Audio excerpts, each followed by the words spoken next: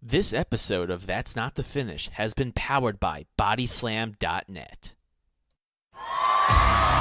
You are listening to That's Not the Finish podcast, a no-holds-barred pro wrestling podcast perfect for getting your wrestling fix. Now get ready to call for the 3 count. 1, 2, 3. And try not to get DQ'd. Because here are your hosts. Welcome to another episode of the That's Not the Finish podcast. Today we are welcoming the owner of Wrestle Gate Pro, Gary Ward. So Gary, thank you so much for coming on today. Oh, thank you for having me. It's an honor. Thank you so much. No problem at all. So we actually got to check out your documentary, Beyond the Gate, which is all about your promotion, Wrestle Gate Pro, and it was phenomenal. It was really awesome. I'm looking forward to more episodes of it. So how does it feel to finally be running your own promotion? As you've discussed in the documentary, you were always wanting to own your own promotion one day, and now you finally are doing it. It's a bit surreal. It's been just over a week, so 8 days ago. On the day, I didn't really get to. I enjoyed it, but I didn't really get to think, wow, this is all I've ever wanted to do, and I've just done it. You know, I was more interested in the fans and seeing their reactions to things that we'd put together, and making sure the wrestlers were having fun. And before I really thought about my own sort of views, it was a bit of a come down. I must admit, it was like a bit of an adrenaline drop on the Monday, where I was like, well, I've finally done it. But yeah, it's a bit surreal. And now, like 8 days later, we're still getting a lot of notifications, like online, from so many people about the show, and people from honestly all over the world wanting to see it. It's very, very, as I keep saying, surreal. It's amazing as well. It's when you finally do something that you wanted to do your whole life, when you can kind of like feel like you can breathe. But now it's okay. What's next? Let's do the next one. Really, It gives you like that whole sense of, oh my god, like I'm finally doing this after like so long, that now it's like a dream come true in a sense. Yeah, massively. I mean, we played the documentary before the show just for people that hadn't seen it, and you know, when you go to independent shows, it can be a bit boring, sort of the last half hour just sitting there waiting for the show. So my idea was that it's an 8-minute episode. Let's put it on. If people have seen it, it's cool. They can continue to walk around and, you know, get drinks and things. If you haven't seen it, it's a little bit of an entertainment for you. But I did get a little bit welled up. You know, welled up as we mean in England is like a little bit teary, I guess, before the show's about to start. I was a bit like, wow, literally it's about to happen. And then yeah, once the lights went up and it was go time, it was a dream come true. I just can't wait till we do it again, really, in March. I'm really excited. Oh, definitely. I think that your fans are also really excited as well. Running the documentary in the beginning of the show, that's actually a really good idea. I actually rarely ever see a lot of indie promotions actually try to come up with like video content to really start not just promoting the wrestlers or their events, but the promotion itself and kind of telling the backstory of it. Yeah. So I mean, there was people there that may not have even seen it, or there's people there because it was their local town, again, hadn't seen it, and it was just a good introduction for everyone to then realise who I was. If I was walking around going to you, are you okay, do you need anything, because that's just what I was doing anyway. But so people know who I am and know like the background and the ethics of the promotion. And I actually kind of stole it, really. I work in for World of Sport in the UK. I don't know if you've heard of the World of Sport. They were very popular in the 70s and 80s on national television here. And last year they came back and did a new television series, and I worked for them as a photographer. And they actually were playing some of the episodes before the show, because obviously kids are going to get bored before the show, and they had a lot of the episodes on. And I thought to myself, hey, this is quite a good idea. Like, what if I put our episode on, our documentary on? And you know, it seemed to go down quite well. And it was nice that the fans had something else on rather than just sort of sitting there kind of just waiting, because that is the boring part, right? Just sitting waiting for the show to start. Yeah, it's all about really like scouting out what other industries do in a sense and kind of grabbing Yeah, those small ideas and then how to implement them into your own promotion to do stuff differently in a sense. absolutely. The documentary, Beyond the Gate, how long are you intending to run the documentary for? I know it's episodic. Is it going to be an ongoing series by chance? Yes, yeah. Every once a month we'll have an episode. So every time we have an event, there will be a episode coming out. Maybe like a week later, 10 days later. So yeah, it's planned to be done every time we do a show. I just really think that it's something unique, something different. It's free content, so it's more for fans to watch. It's not long. It's like 8 to 10 minutes. It isn't long. So it'd be nice for everybody to watch and really learn more about the promotion and who we are and what's going on in the shows if you're unable to be there in person. Exactly. So you said in the documentary that when you were young, you used to play with wrestling action figures, and you actually related that to running your own promotion. How exactly Sure. does that feel so similar? I mean, the main difference is obviously I don't just buy the wrestling figures and then play with them, but it is exactly the same, really. It was storylines. So when I was younger, when we had like notebooks at school, I used to like pretend that I needed another notebook so I could take it home. And I was always like one of the sensible kids, so I kind of always got away with it. But I would take it home, and yeah, I'd do my show. So I do like a Monday Night Raw on a Monday. I do Tuesday night Nitro because it was like that was Nitro back then, and then I'd do like a Thursday night show, and I would write everything down that I did in the shows, and I would write storylines. So I would talk about I don't know who was my champion at the time, and I'd do different stories with them, and I just went through books and books and books of different stories, and yeah, it's very similar because you have to do the same things, but it's just with real people now. It's so you have to take into account that availability is the hardest part of that, rather than just like the figures being in your box. So there is some elements. It is just all storylines. It is just ideas on paper, and yeah, it's just that's kind of where the dream started, I guess. It's actually one of the most relatable points that I think a lot of people can like also just have like a common feeling with on that sense too, because like I remember when I was younger, I used to have like the little WWE Raw wrestling ring, and I used to Yeah, have like like the Hurricane and Big Show, like all those action figures, and I used to have sure. like my little storylines too, and I used to just like I used to like to pull on the ropes and like kind of like fling them across each Yeah, other, but then like my buddy he also used to like do the same thing with in his brain, like come up with these storylines, take notes and stuff, and he used to like joke fight with like his pillow and like I guess like create like all these different like personas and characters, and he actually told me at one time he actually put like he had like one of those plastic WWE titles and he put them like on the pillow. But like I think but that, like so many people can relate to that because as a wrestling fan you want to get creative with the storylines, and that's exactly what goes into running a promotion.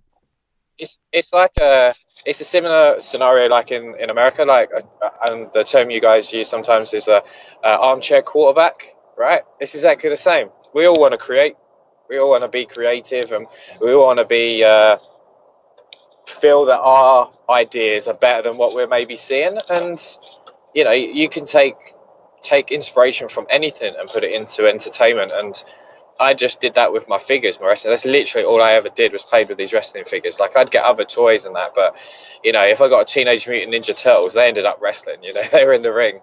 It was just that was all I ever did, and I didn't do so much as physical wrestling, as in like your buddy and things like that. Which was never anything that I wanted to do.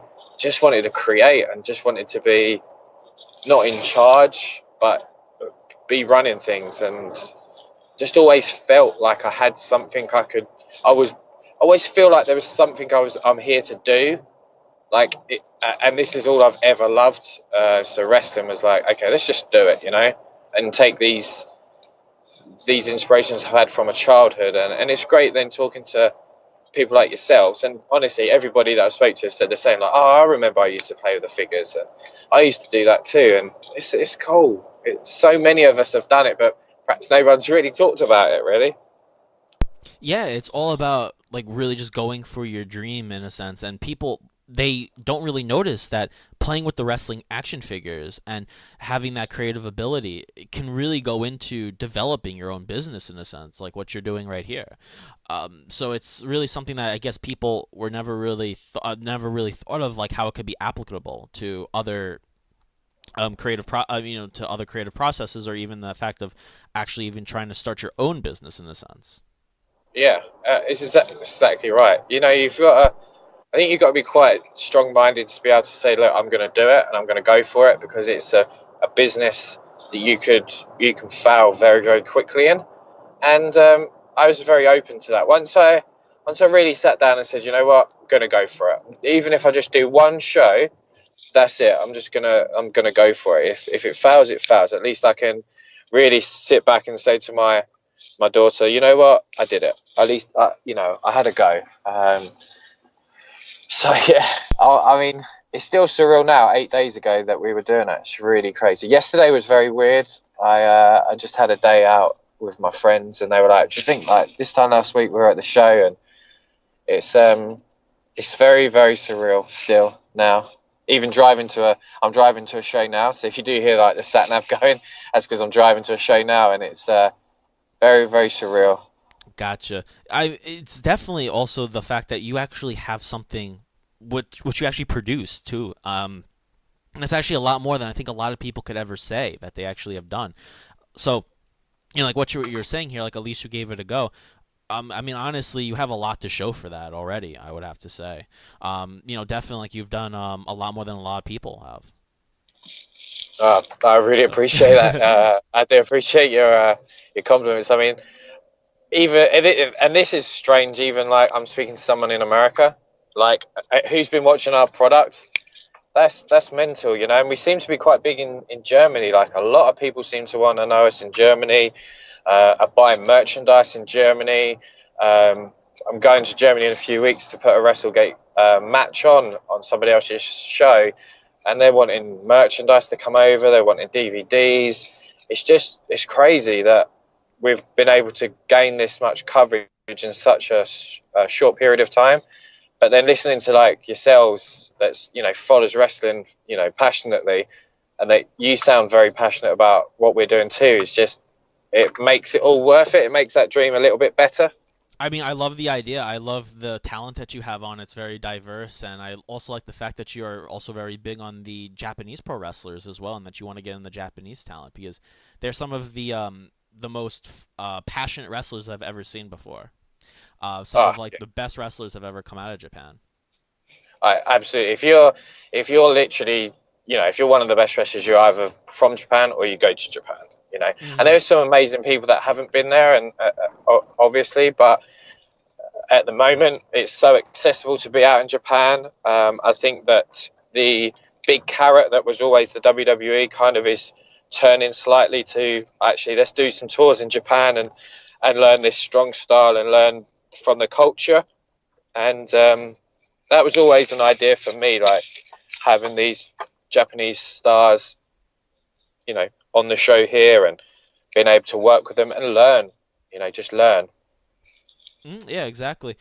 Just kind of backtracking a little bit here, to back, like how you were getting like your inspiration and everything. So, what were some wrestlers that you admired when you were younger, and did they inspire you to like really start your promotion? Other than that, like, was there anybody else who helped inspire you? I know it's a bit of like a three-part question, but where did the inspiration really come from? I've always been a wrestling fan, so from when I can't even remember. I'm told it's like 3 years old that I was really watching it, playing with the figures, etc. But I can't even remember. It's always been there. I can remember late 80s, early 90s. I can remember stuff so vividly still. Hulk Hogan was always my hero. It was a Hulk Hogan sort of Hulkamania era. So it was always very much him. Inspirational wise, it's just that's the only thing I ever really passionately love. I like soccer. I was very good at soccer. but there was always something that held me back with that. And I think now that I'm older, deep down, it was always because I just love wrestling so much. It's just a bug or a drug, I guess, that I've just never been able to shift. And I live in such a small town. We don't have like a train or anything like that. Our transport links are pretty poor. And I just never really got to go out and even, explore the possibility of being in the ring. But I think if I really wanted to be in it, I could have. And now at sort of 33, I kind of realize that I've actually only ever wanted to like produce or write or, run a promotion. So it was always there. I always wanted to do it. Always enjoyed listening to like people that were running things backstage, like, Bruce Pritchard, his podcast is phenomenal. Listen to like what he was doing back then, or trying to find interviews with people, writers like Vince Russo or Eric Bischoff or Gabe Sapolsky or Carrie Silkin, all these people that I just love listening to and hearing their minds for wrestling behind the curtain rather than in the ring. And now being able the opportunity that I can do it is great. I think now older, someone that really I admired a lot more was Christian Michael Jacoby, who's the WXW owner or one of the owners. I was really keen on him and what he's been able to produce and do with a promotion in Germany. Germany's never really been hugely known for wrestling. Like, they've always enjoyed the American wrestling, but what he's been able to do with WXW has been phenomenal. I took a lot of inspiration from them when I started to really follow that promotion. So I think that there was just lots of little things that kind of boiled up the juices, I guess, of wanting to really do it. I'm so happy I actually just did it. Yeah, it's definitely just everything just building up and then just pushing you in that direction in a sense. That's like really just kind of motivates you in a sense to just start, going out there and just doing, start making waves and everything. So, like, what were some of the challenges that you faced when you were just getting things together for Wrestle Gate Pro, and do you still face those challenges today?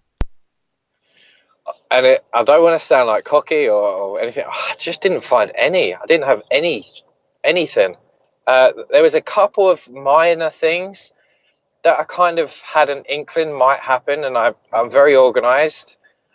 Probably not in my normal life, but as in things that I'm really ridiculously passionate about, I'm very, very organised. And I just had backup plans for just everything, because I've worked on lots and lots of shows for a good few years. Then something always went wrong, or there was always talent pulling out, or injuries, or things needing to be changed. And I didn't want to be at the point where it's my first show and I've, half my roster's pulled out or something crazy's happened. So I always had lots of little things backed up, and I didn't really find any problems. The great thing for me is I was a photographer on wrestling shows for about 2 years. So 90% of the people that I worked with or that performed on Open Gate were people I generally know. So they already immediately had a comfort with me. They knew who I was. They were comforted with me, and I was with them. So I think that worked perfectly well.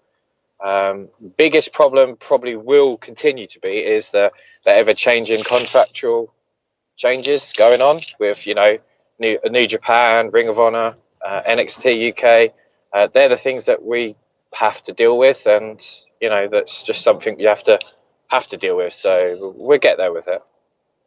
That's actually something that I've been noticing a lot with a lot of these bigger promotions, more developed promotions such as Impact, Ring of Honor, NXT UK, and I know that they've been putting a lot of restrictions on letting their talent, or some sort of form of restriction on their talent, from promoting from going to other promotions to wrestle.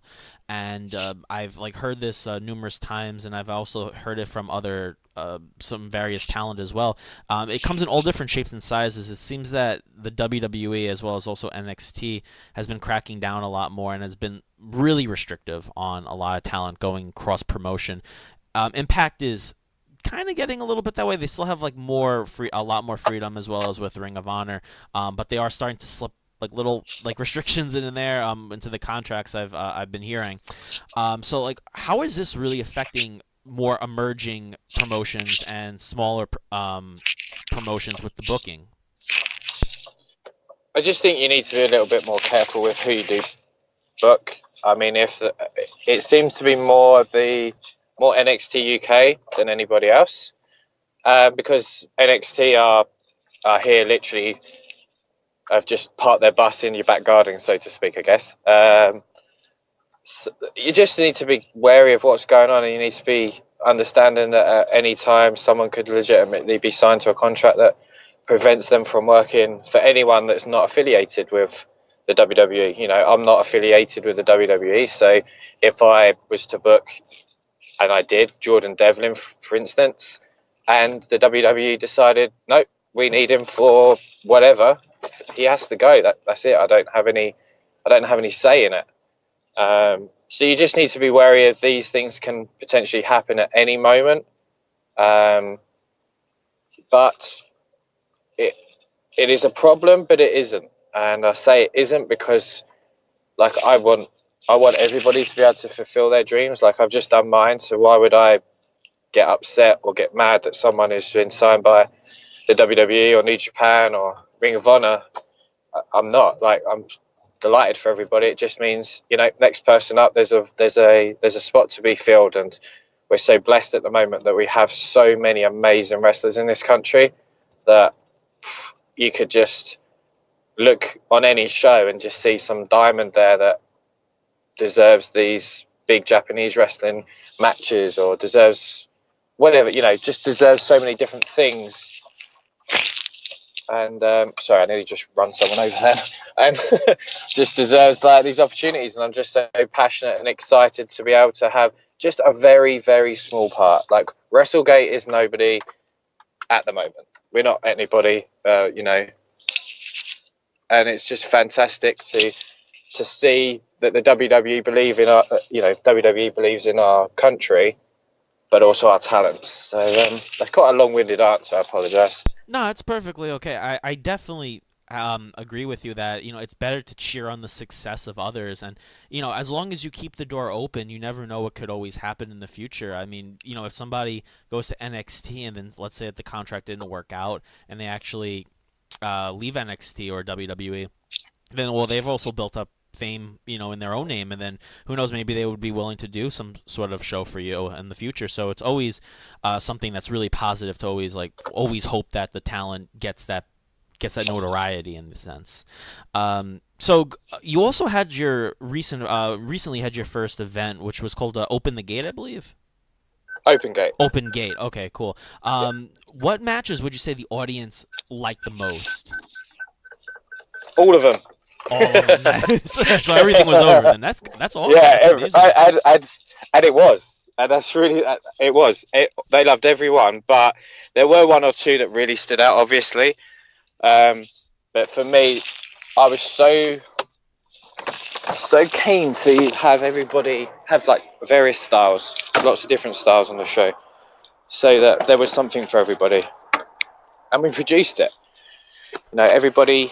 There was a lucha style match. There was a women's match. There was a, you know, strong style match. There was, you know, a surprise matches where just it was, yeah, I guess the word is clusterfuck sometimes. You know, there was just like surprises coming out of nowhere. And there's so many different things that we did, and everyone really got behind. So it was so great to see. There was 4 young guys from England, averaging between 16 to 18, and hadn't really, you know, had chances to be on variously big shows. And by all means, I'm not saying my show was big, but they're all best friends, and I really wanted to give them the opportunity to work together on the show. And they just killed it for 6-7 minutes.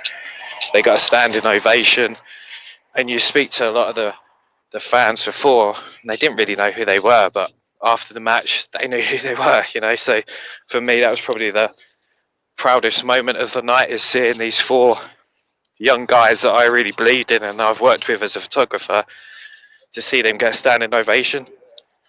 I was really I was really proud of that. Really, really proud, because there were some people when I announced that match that some people said, "Well, what have you got these skinny guys on there for?" And then seeing what they did, and all these people going, "God, that's the best match. It was amazing." Like I felt like, okay, I know what I'm doing. You know, I feel confident in my abilities of who I book, and yeah, that's probably the most. For me, it was the best match because so much was in it. But in terms of fans, I think they loved John Bad Bones Klinger and Mil Muertes. That was just insane. So if you like Lucha Underground, it's basically just like watching a Lucha Underground match. That's insane. It seems like a lot of the fans were just completely pumped up for all of these events, and also the fact that those two young lions that you guys had in the match, they just knocked it out of the park, and that they proved a lot of people wrong in that sense. And of course, with the Mil Muertes versus John Badbones, that was from what I've heard too on Twitter, that was perhaps the match of the night or one of the matches of the night, and people were talking about it, which is really good. It was a great match. I mean, John's like a personal friend, so having John on the show was incredible to start with. But then to see someone that I've loved watching for a good few years in Mil Muertes, to see them really put a match on like that was just phenomenal. It was really good. Awesome. So we know that you and Will Ospreay are actually pretty good friends, and that you guys share quite a few similar views on how wrestling should be watched and delivered to the audience. What exactly are those views? So we're big Japanese wrestling fans, so we absolutely love Japanese wrestling. Obviously, Will, being that he's in New Japan, is fantastic. But we're just wrestling fans, you know, and that's the biggest thing. We both just love professional wrestling. So having the opportunity to work together, and while everybody's getting signed up, it's great to have the opportunity to work together. So learning from him, learning his ideas, his way of doing things is just phenomenal. He's got a great mind for wrestling. But it was a no-brainer, really. I went there to photograph as part of his one of his mum's promotion at the time, and we just started chatting. He knew who Wrestle Gate was, but he didn't know who I was. That was crazy. That is crazy. That's weird. So yeah, and then we chatted, and yeah, it just kind of went on from there. I mean, I'm literally about I'm across the hall from him at the moment, so we're working together tonight as well. So it's just it's really nice working with someone like him that's so well respected in wrestling. Yeah, totally. And the fact that you guys just have that same interest, that you guys just want to deliver really great wrestling and just pump up the British wrestling scene is that real common goal of both of you. So you guys really just help cross promote each other a lot between WrestleGate and Frontline Wrestling. Yeah, so we're both looking to promote each other's shows and look at different wrestlers on each show. So he works with a lot of sort of young lions. He has a school here that he trains out of, and he has a lot of the young lions on there that he helps train and then gives them opportunities. It's very similar you would see in New Japan. So I really like that whole idea of it as well, and we've looked to produce that with WrestleGate. So we had all his sort of trainees and young lions on our show, and then it would be the case that we're doing a joint 6-man tag team title. So we'll have a joint show in August where we're work together and sort of stick together, promote his shows, he promotes ours, and it's just a mutual relationship, really. That sounds absolutely wonderful. So what are some future names we could potentially see in WrestleGate Pro in the next coming months? So there's going to be a lot of European wrestlers, so a lot of people that we have that's based here in the UK and in Europe. We have Ita and Ben K from Dragon Gate coming over. We have Konosuke Tashita from DDT. That's also coming in March. and then we have some people like Joe Doran coming in July. So a lot of these Japanese, well, the people that are wrestling in Japan but outside of New Japan are potentially going to be coming over, and then people from in and around Europe, so like from WXW or Rising Sun promotion in Italy. So various people from all over. But I'm very much now keen to start producing start promoting the people that we have that's based here in the UK. That's kind of this next crop to take the, not void, but take the opportunities that's been left now that a lot of people have been signed to NXT UK contracts. Nice. Definitely looking forward to seeing some of these upcoming UK talents. What you have your next show, which is Enter the Dragons, which is the cross promotion with Dragon Gate. What are some of the matches that we are going to be seeing? So it's not a cross promotion. It's Dragon not. Gate. Oh, okay. Yeah, no, Dragon Gate don't have any say in it. Literally, I just contacted them to book some talent, and I was very keen to bring Ita here. Big fan of his. Think he's one of the best junior heavyweights in wrestling. So it was amazing to have the opportunity to have him here. And then Ben K, I think, is the next crop of big names coming from that promotion. So having them here is fantastic. On the show, main event is Ilya Dragunov and Robbie X, which is going to be phenomenal. And then we've got some various other matches that we haven't announced yet, but more things will be announced in the sort of coming weeks. That we're about 6 weeks out now, so quite looking forward to announcing some more matches. Nice. You have some other shows planned for the rest of the year, correct? I've got shows booked for July. Yes, that's me. I've got July, August, October, and December. So we've got shows booked everywhere all the time. So it's we'll have a show, and then maybe we'll have 6 weeks break, and then we'll have another show. So we're going to be busy. But it's fun. It's kind of reset to day one again now. It's like promoting March, so it's kind of reset from what I've just been doing for the last 3 months. So there's no stop, I guess. Gotcha. So, what are some ways that fans can watch WrestleGate matches if they can't make a show? Are you guys on a streaming app yet, or do you stream live on your Facebook or even like YouTube? So we've got YouTube, so we're putting the odd free match out now and again on there. We have a free match, which is the first ever WrestleGate match, which actually happened on Will Ospreay's Frontline Wrestling, and that was between Sean Custom and Robbie X, and that's actually free to watch on our YouTube channel at the moment. We have our own Pivot Share on demand service. We'll also be on Nothing Else on TV, and as of yesterday we were on Amazon Prime.